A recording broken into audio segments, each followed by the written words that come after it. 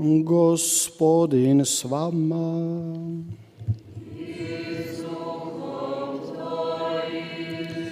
Čitanje Svetog Evanđelja po Marku.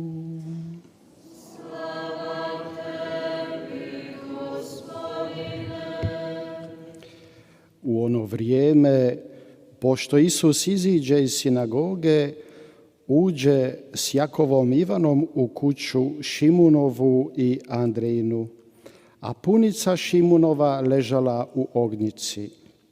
I odmah mu kažu za nju. On pristupi, prihvati je za ruku i podiže. I pusti je ognjica i posluživaše im. Uvečer, kad sunce zađe, donošahu predanj sve bolesne i opsjenute, i sav je grad nagrnuo k vratima. I on ozdravi bolesnike, a bijahu mnogi, i razne im bolesti. I zloduhe mnoge izagna. I ne dopusti zlodusima govoriti, jer su ga znali.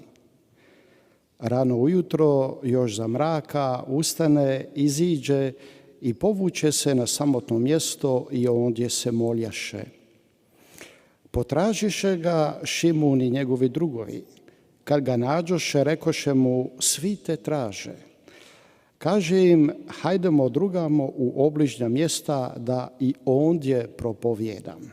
Ta zato sam i došao. I prođe svom Galilejom, propovijedaju njihovim sinagogama i zloduhe izgonio. Riječ Gospodnja.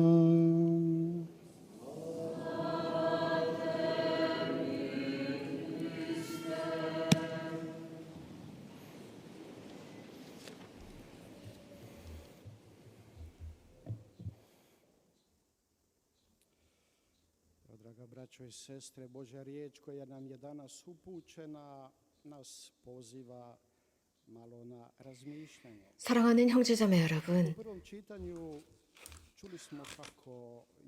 오늘 주님께서는 우리들에게 묵상하도록 말씀을 통해서 초대하고 계십니다. 오늘 우리가 일독서에서 들은 것은 욥의 탄원이고 호소입니다. 신의를 지킨 사람이었습니다. 하느님께 충실했던 그가 갑작스럽게 아주 심각한 병을 얻게 됩니다. 그래서 어떤 이유도 없이 갑자기 병을 얻게 됩니다. 하느님을 충실히 섬겼던 그였습니다. 어떤 이유도 찾을 수가 없었고 하느님께서 왜 그를 질병으로 단죄하시는지 알 수가 없었습니다. 우리는 그의 호소와 탄원을 들었습니다. 분명 인간 스스로 자기 자신에게 고통을 유발시키는 경우도 있습니다. 예를 들어서 죄가 그렇습니다. 잘못된 길을 갈 때 그렇습니다. 그래서 우리들의 삶이 불행하고 몇 가지 그 결과들을 초래하게 됩니다. 하지만 여기에 의문이 등장합니다. 죄가 없는 사람이 왜 고통당하는 것일까? 왜 아무런 이유도 없이 아무런 잘못도 없이 예를 들어서 어린 순진한 아이들이 고통당하는 것일까? 여기에 대한 이성적인 답은 찾을 수가 없습니다. 어떤 이성적인 논리에 의한 답이 없습니다. 이것은 신비입니다. 악의 신비입니다. 불안의 신비입니다. 미스테리움 이니퀴타티스라고 신학자들은 언급하고 있습니다. 이러한 신비 앞에서 우리들은 이런 신비 앞에서 살 줄 아는 방법을 배워야 합니다. 악이라고 하는 주제는 이미 성경 첫 장에서부터 등장하고 있습니다. 우리 모두가 알고 있는 것은 아담과 하와와 뱀의 이야기입니다. 성경이 우리들에게 전하고자 하는 것은 그때부터 악이 시작이 되어서 인류 역사를 동반하고 있다라는 것입니다. 우리 모두는 구원자가 필요합니다. 인류를 구하실 수 있는 해방자가 필요합니다. 그분께서 오셨고 우리들 가운데 사셨습니다. 오늘 복음이 우리들에게 제공하는 것은 예수님의 성실한 하루 일과를 보여주고 있습니다. 예수님께서 행하신 베드로의 장모의 치유 사건을 전하기 전에 마르코 복음사가는 악령이 시달리고 있는 사람을 해방시킨 가파르나움의 사건을 전하고 있습니다. 지난 주일 복음을 기억하실 것입니다. 그 같은 날 예수님께서는 그날은 안식일이었습니다. 그날 같은 날 예수님께서는 베드로의 장모를 열병으로부터 치유하십니다. 그리고 다른 여러 많은 사람들을 치유하셨습니다. 그리고 하느님의 나라를 선포하십니다. 그리고 나서 기도하러 가십니다. 이것이 예수님의 하루 일과였습니다. 안식일에 예수님의 일정이었습니다. 여기에서 보면 예수님은 인간 전체를 보살피십니다. 영혼과 육신 전체를 보살피시는 모습입니다. 예수님은 아픈 이들을 치유하시고 동시에 하느님의 나라를 선포하시는 모습입니다. 또한 빵 5천 명을 먹이시는 빵의 기적, 하늘로부터 오는 빵에 관한 말씀도 하십니다. 기쁜 소식을 전하십니다. 기쁜 소식 복음이었습니다. 그러면서 우리들의 지상적인 필요성도 잊지 않으셨습니다. 모든 마르코 복음사가를 비롯한 모든 공관 복음사가도 아주 자세히 전합니다. 이런 일이 일어난 그 때와 장소를 전하고 있습니다. 이렇게 때와 장소를 전하는 것은 이러한 공관 복음사가들이 어떤 사건 보도를 하는 것이 아니라 이러한 모든 디테일은 신학적인 상징이 있기 때문입니다. 이제 이러한 신학적인 상징을 우리가 성경을 읽으면서 우리가 알아채야 할 차례입니다. 예수님께서 베드로의 장모의 집에 들어가십니다. 그는 열병을 앓고 있었습니다. 열병에 시달리고 있었습니다. 어쩌면 그 뜨거운 지역, 열대 지역에 살고 건조한 열대 지역에 살고 있는 이 열병일 수 있습니다. 아주 위험한 장티푸스 정도는 아닐까 싶습니다. 전염이 가능한 병이었습니다.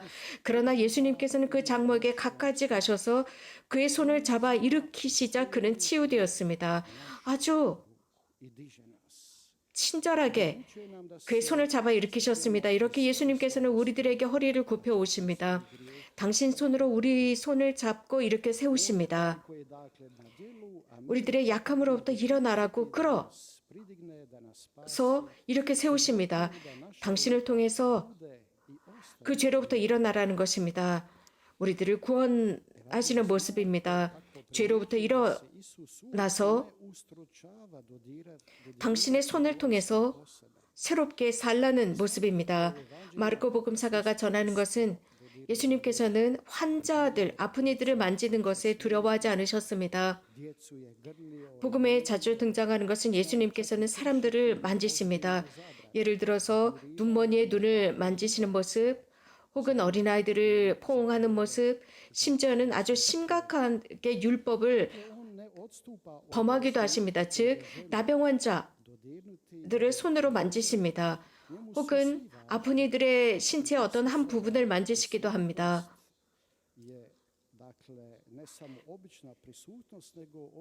그들을 치유하시기 위해서뿐만 아니라 모든 사람들이 다 중요하다는 의미였습니다.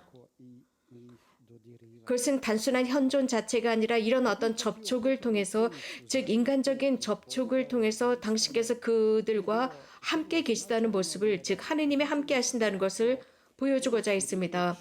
베드로의 장모를 손을 내밀어서 이렇게 세우십니다. 이것은 매우 의미심장합니다. 마르코 복음사가는 들어 올렸다, 즉 일으켜 세웠다라는 표현을 씁니다. 즉 부활을 의미합니다. 이러한 예수님의 액션, 이러한 제스처는 무엇인가 단순한 치유하고는 다른 모습입니다. 아주 자세하게 마르코 복음사가는 적고 있습니다. 손을 잡아서 일으켜 세웠다. 부활의 장면입니다. 모든 인류를 손을 잡아서 일으켜 세우는 모습입니다.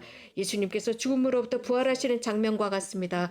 성 암브로시오 교부학자는 이렇게 표현하고 있습니다. 이런 장모가 열병으로부터 치유되는 모습, 그래서 예수님께서 손을 잡아서 일으켜 세웠다라고 하는 것은 우리들의 질투와 인색과 교만함으로부터 예수님께서 우리를 치유하고 싶어 하시는 장면이다라고 해석하셨습니다. 날이 저물자, 즉 안식일이 끝났습니다. 그러자 모든 율법에서 금지하는 모든 것들이 이제 끝났습니다. 그러니까 그 고을에 아픈 모든 사람이 예수님께 왔습니다. 또 악령이 들린 사람들도 왔습니다. 한번 상상해 보십시오. 도시의 마을 사람들, 아픈 이들, 마귀 들린 사람들이 그 문 앞으로 모여들어왔습니다. 모여들어와서 아우성을 칩니다. 예수님께서는 회당에서 한 사람을 치유하셨습니다. 악령에 시달리는 사람이었습니다. 부마자였습니다. 이러한 소문이 정말 삽시간에 그 고을로 퍼졌습니다. 악령에게 명령하신 예수님, 그리고 그를 해방시키셨습니다. 안식일에 악령 들린 모든 사람들을 그쪽으로 데리고 왔다라고 하는 것은 대단한 일이었습니다. 여기에서 마르코가 강조하고 싶은 것은 여기에 구원자 메시아가 계시다라는 것입니다. 그분의 말씀을 듣고 바라보고 그분께서 우리들을 만지실 수 있도록 해드리자입니다. 그분은 선포하시고 하느님의 말씀을 완성하시고 하느님의 나라를 선포하시는 분이시다라는 사실입니다. 예수님은 당신의 그 신성의 힘을 당신만을 위해서 사용하시지 않으십니다. 심지어는 당신의 명예나 당신의 위상을 위해서 사용하시지도 않고 다른 사람들로부터 호감을 얻기 위해서도 사용하시지 않으며 단지 사람을 사랑하시기 때문에 사람을 구하시기 위해서 그 신성의 힘을 사용하십니다. 그 다음날 이른 아침 예수님께서는 잠에서 깨어나셔서 외딴 곳으로 가셔서 기도하셨습니다. 그 전날 예수님께서는 늦은 저녁까지 활동하셨습니다. 그럼에도 불구하고 달이 채 밝기도 전에 이른 새벽에 일어나셔서 외딴 곳으로 가서 천상 아버지와 대화를 나누시고 기도하십니다. 이것은 그저 기회 될 때마다 하는 예수님의 기도가 아닙니다. 아주 힘든 하루 일과를 보내시고 나서도 아침 일찍 일어나서 아버지를 위해서 자신의 시간을 봉헌하는 예수님입니다. 많은 노동과 많은 가르침과 많은 것들을 하셨지만 다시 성부를 만나서 성부께 기도하면서 대화를 나누면서 성부로부터 가르침을 받습니다. 보십시오. 하느님이신 분이 이렇게 하셨습니다. 당신 아버지와 함께 시간을 보내셨습니다. 우리도 이렇게 예수님과 즉 나약하고 죄인인 우리들이 예수님처럼 해야 합니다. 기도하면서 실제로 하느님과 대화를 나누면서 예수 그리스도와의 굳건한 관계를 맺을 수 있습니다. 천사들과 성인들과의 관계 말입니다. 이러한 기도는 우리들의 삶에서 즉 우리의 하루 일과에서 매우 중요한 요소입니다. 기도는 우리들의 삶을 충만하게 채움입니다. 기도에서 가장 중요한 것은 하느님 앞에서의 겸손입니다. 겸손한 사람만이 자신의 죄를 인정합니다. 자기 스스로 자신을 구할 수 없다는 것을 압니다. 그래서 악의 신비 앞에서 자신은 어쩔 수 없이 나약하다는 것을 인정합니다. 그래서 정말 하느님이 필요하다는 것을 알고 하느님께 간절히 기도합니다. 그 기도를 하느님께서 들어주십니다. 겸손하게 기도하는 사람의 기도를 하느님은 들어주십니다. 신실한 기도를 귀를 열고 들어주십니다. 기도할 때 정말 필요한 것은 그리스도인 삶에 정말 중요한 겸덕입니다. 하느님께서는 겸손하게 기도하는 사람들에게 거룩함을 요구하십니다. 우리가 거룩함 속에서 성숙하기를 바라십니다. 그렇기 때문에 우리에게 기도하라고 하십니다. 기도하지 않는다면 우리들은 영적인 삶에서 성숙할 수가 없습니다. 심지어는 거룩해질 수도 없습니다. 형제자매 여러분, 우리는 이제 기도로 돌아가야 할 시기입니다. 예수님께서 기도하신 것처럼 그 예수님의 기도 생활을 우리도 실천해야 합니다. 공동생활로 초대하셨습니다. 두세 사람이 함께 모인 자리에 당신께서 함께 하신다고 했습니다. 이러한 공동 기도와 개인 기도입니다. 오늘 복음에서 예수님의 개인 기도를 우리는 상세하게 볼 수 있었습니다. 이러한 개인 기도는 매우 중요합니다. 이유는 우리가 개인 기도를 하면서 우리들의 마음을 온전히 성부께 드릴 수 있습니다. 우리들의 마음 안에 있는 모든 것을 그분께서 들으실 수 있고 또 그분께서 우리들에게 말씀하시고 우리가 더욱 그분을 닮을 수 있도록 그분을 더욱 사랑할 수 있는 힘을 주시기 때문입니다. 바로 그 자리에 그 기도하는 마음에 겸덕이 있다면 성령께서 우리들의 마음을 어루만지십니다. 우리들의 상처를 어루만지시고 우리들의 어두움을 밝혀주십니다. 사람이 얼마나 죄를 지었느냐 문제가 되지 않습니다. 중요한 것은 신실하게 마음을 열고 겸손하게 기도할 때 그분께서 우리들을 자유롭게 하시고 바로 이것은 성령께서 겸손하게 기도하는 사람들에게 하시는 일입니다. 기도하지 않는다면 복음화도 있을 수 없습니다. 오늘 우리는 제2독서에서 들은 바와 같습니다. 바오로 성인께서 고린토인들에게 보낸 서한에서 말씀하셨습니다. 바오로 성인께서는 온 힘을 다해서 열렬하게 복음을 전하셨다고 증언하셨습니다. 이 복음을 전하는 것은 절대적인 필요성 때문이라고 했습니다. 그분의 삶에서 절체절명의 소명이었습니다. 그 복음을 전하지 않는다면 당신의 삶은 아무 의미가 없다고까지 하셨습니다.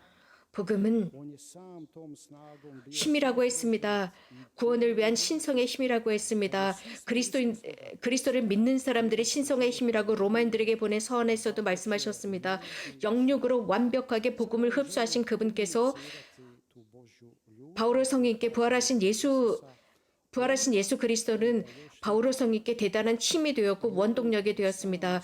이러한 하느님의 사랑은 예수 그리스도를 통해 드러났고 아직 하느님을 알지 못하는 사람들에게 예수님을 전했습니다. 예수님의 사랑을 전했습니다. 즉 선포하고 설교했던 것입니다.